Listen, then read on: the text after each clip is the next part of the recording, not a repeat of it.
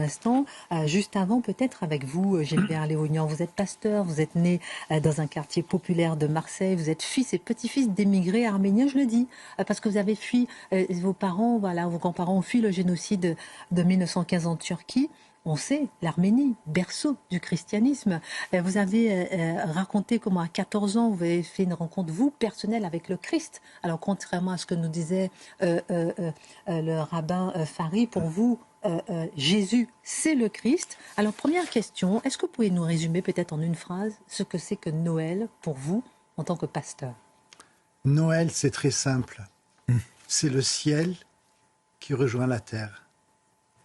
Chaque être humain a dans son cœur la nostalgie du jardin d'Éden. Il y a une distance entre l'homme et Dieu qui est insoutenable. Alors, certains la vivent d'une façon discrète, mais d'autres sont en recherche.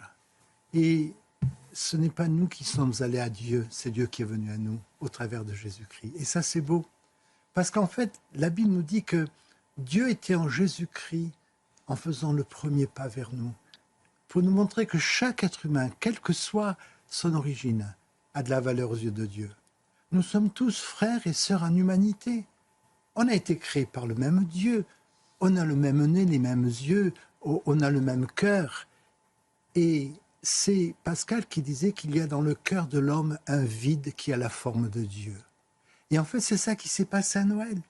Dieu a laissé son ciel de gloire, de lumière, pour venir dans un monde.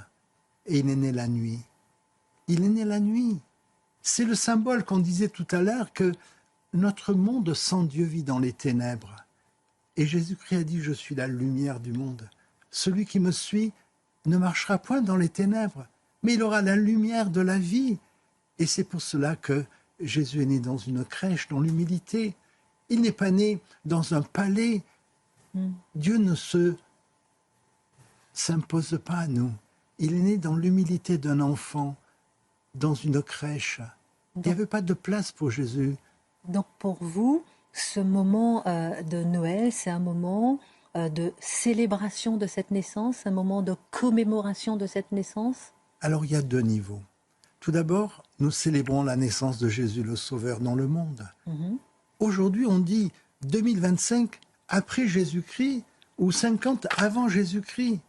La venue de Jésus a été un marqueur fort dans l'histoire de l'humanité. Deuxièmement, il y a un autre niveau.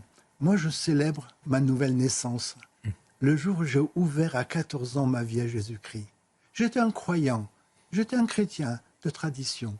Mais un jour, je suis devenu un chrétien de conviction. Et quand j'ai ouvert ma porte au Christ, mais il a éclairé ma vie, il a illuminé ma vie.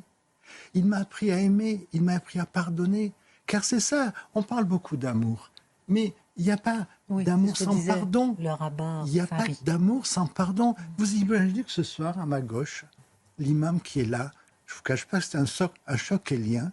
C'est un choc? C'était au début un choc. Pourquoi? Parce que vous êtes arménien et parce qu'il est d'Azerbaïdjan. Donc Arménie, Azerbaïdjan, c'est la cata ce soir. Non, c'était un choc dans un premier temps. Mais après, on a appris à dialoguer. Je lui ai demandé d'où vous venez, où est-ce que vous êtes né. Alors, c'est vrai qu'on a un problème politique. Mais ce soir, on a dit qu'on n'est pas là pour parler de politique. Ce que Dieu m'a appris au travers du Christ, en fait, Jésus, ce n'est pas une religion.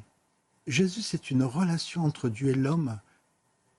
Et la croix de Jésus est comme un pont entre le ciel et la terre et entre les hommes, afin qu'on apprenne, comme Jésus l'a fait, à nous aimer, à nous pardonner. Amour, oui, c'est facile de dire « je t'aime ». Mais si je ne suis pas prêt à pardonner lorsque l'autre m'a fait une blessure, lorsqu'il m'a déçu, donc pour moi, l'évangile, d'ailleurs c'est ce qu'on dit les anges au berger, la nuit, ne craignez rien, je vous annonce une bonne nouvelle qui sera pour tous les peuples le sujet d'une grande joie. Alors on voit que pour vous, chacun qui s'est déjà exprimé ce soir, le rapport à Noël est complètement différent. Pas complètement différent. Oui, le rapport à Noël, le rapport à Jésus est complètement différent. Parce que vous reconnaissez Jésus comme le Christ, comme celui qui peut bouleverser votre vie. Question, pasteur Léognan, Noël a-t-il encore un sens pour ceux qui doutent et pour ceux qui ne croient pas, selon vous? Vous savez, il y a deux choses qu'on ne peut pas imposer dans la vie. On ne peut pas forcer quelqu'un à nous aimer, et on ne peut pas forcer quelqu'un à croire en Dieu. Moi, je respecte ceux qui ne croient pas en Dieu. J'ai des amis athées, et c'est pas pour ça qu'on n'est pas amis, qu'on se dispute chaque jour. Moi, je suis dans le respect de l'être humain, parce que Dieu, c'est pas un rouleau compresseur qui nous impose. Jésus a dit, voici, je me tiens à la porte et je frappe. C'est par ce verset que ma vie a changé. Si quelqu'un entend ma voix et qu'il ouvre la porte, j'entrerai chez lui, je souperai avec lui et lui avec moi. Et si mes amis autour de moi n'ont pas fait ce pas, mais je les aime quand même, je ne les rejette pas.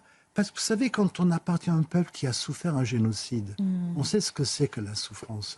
Et on ne veut pas que les autres souffrent. Et au contraire, on veut tendre la main pour qu'on arrive un jour sur un terrain fraternel à se comprendre et à se pardonner. Donc pour vous, c'est un message, le message de Noël, un message universel d'espérance dans un monde en proie à la peur, un message d'espérance et d'amour, pour reprendre un peu. L'amour, c'est là où vous avez le lien avec le rabbin Fari.